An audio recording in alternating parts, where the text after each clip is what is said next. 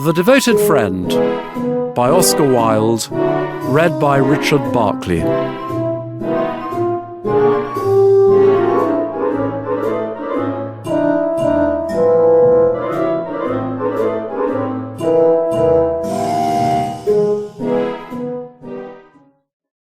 One morning the old water rat put his head out of his hole.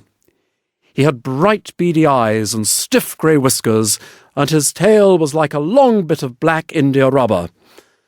The little ducks were swimming about in the pond, looking just like a lot of yellow canaries, and their mother, who was pure white with real red legs, was trying to teach them how to stand on their heads in the water. "You will never be in the best society unless you can stand on your heads," she kept saying to them, and every now and then she showed them how it was done. But the little ducks paid no attention to her. They were so young that they did not know what an advantage it is to be in society at all. "What disobedient children!" cried the old water rat. "They really deserve to be drowned." "Nothing of the kind," answered the duck. "Everyone must make a beginning, and parents cannot be too patient." "I know nothing about the feelings of parents," said the water rat. "I'm not a family man. In fact, I've never been married, and I never intend to be. Love is all very well in its way, but friendship is much higher. Indeed, I know nothing in the world that is either nobler or rarer than a devoted friendship." "And what, pray, is your idea of the duties of a devoted friend?" asked the green linnet, who was sitting in a willow tree hard by and had overheard the conversation. "Yes, that's just what I want to know," said the duck, and she swam away to the end of the pond and stood upon her head in order to give her children a good example. "What a silly question!" cried the water rat. "I should expect my devoted friend to be devoted to me, of course." "And what would you do in return?" said the little bird, swinging upon a silver spray and flapping his tiny wings. "I don't understand you," answered the water rat. "Let me tell you a story on the subject," said the linnet. "Is it a story about me?" asked the water rat. "If so, I will listen to it, for I am extremely fond of fiction." "It is applicable to you," answered the linnet, and he flew down, and alighting upon the bank, he told the story of the devoted friend.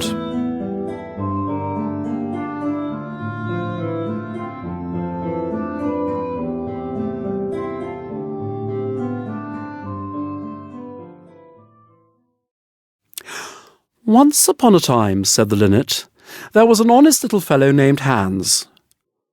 "Was he very distinguished?" asked the water rat.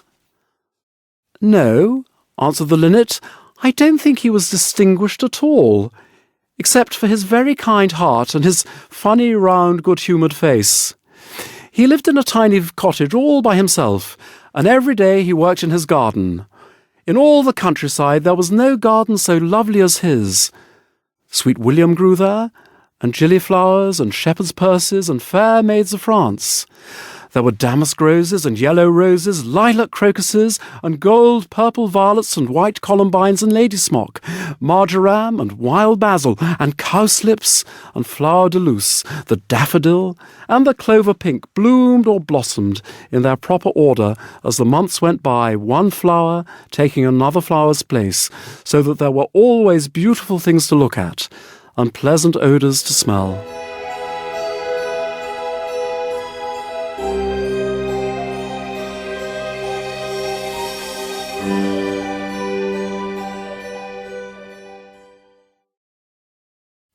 Little Hans had a great many friends, but the most devoted friend of all was Big Hugh, the miller. Indeed, so devoted was the rich miller to little Hans that he would never go by his garden without leaning over the wall and plucking a large nosegay, or a handful of sweet herbs, or filling his pockets with plums and cherries if it were the fruit season.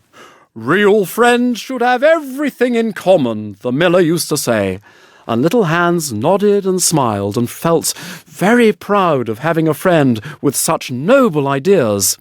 Sometimes, indeed, the neighbours thought it strange that the rich miller never gave little Hans anything in return, though he had 100 sacks of flour stored away in his mill, and 6 milch cows, and a large flock of woolly sheep. But Hans never troubled his head about these things, and nothing gave him greater pleasure than to listen to all the wonderful things the miller used to say about the unselfishness of true friendship. So little Hans worked away in his garden. During the spring, the summer, and the autumn he was very happy. But when the winter came, and he had no fruit or flowers to bring to the market, he suffered a good deal from cold and hunger, and often had to go to bed without any supper but a few dried pears and some hard nuts. In the winter also he was extremely lonely, as the miller never came to see him then.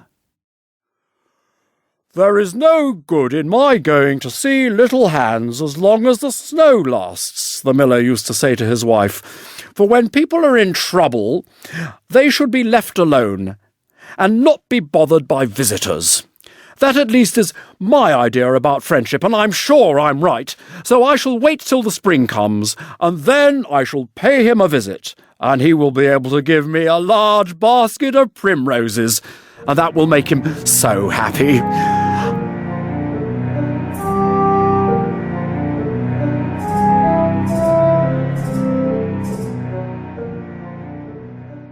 "You are certainly very thoughtful about others," answered the wife as she sat in her comfortable armchair by the big pinewood fire. "Very thoughtful indeed. It is quite a treat to hear you talk about friendship.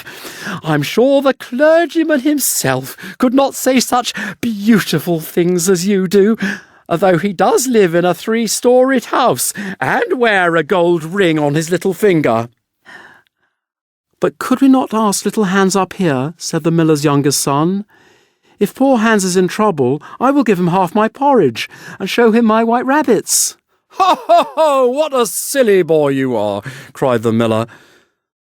"I really don't know what is the use of sending you to school. You seem not to learn anything." "Why, if little Hans came up here and saw our warm fire, and our good supper, and our great cask of red wine, he might get envious, and envy is a most terrible thing, and would spoil anybody's nature. I will certainly not allow Hans's nature to be spoiled. I am his best friend, and I will always watch over him, and see that he is not led into any temptations. Besides, if Hans came here, he might ask me to let him have some flour on credit, and that I could not do. Flour is one thing, and friendship is another, and they should not be confused. Why, the words are spelled differently, and mean quite different things. Everybody can see that." "How well you talk," said the miller's wife, pouring herself out a large glass of warm ale. "Really, I feel quite drowsy. It's just like being in church." "Lots of people act well," answered the miller, "but very few people talk well, which shows that talking is much the more difficult thing of the two, and much the finer thing also."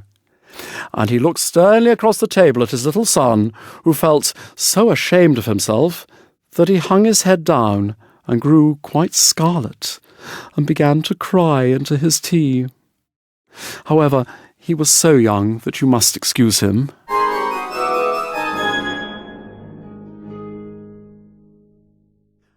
"Is that the end of the story?" asked the water rat. "Certainly not," answered the linnet. "That is the beginning." "Then you are quite behind the age," said the water rat. "Every good storyteller nowadays starts with the end, then goes on to the beginning, and concludes with the middle. That is the new method. I heard all about it the other day from a critic who was walking around the pond with a young man. He spoke of the matter at great length, and I'm sure that he must have been right, for he had blue spectacles and a bald head, and whenever the young man made any remark, he always answered, "Pooh!" But pray go on with your story. I like the miller immensely. I have all kinds of beautiful sentiments myself, so there is a great sympathy between us.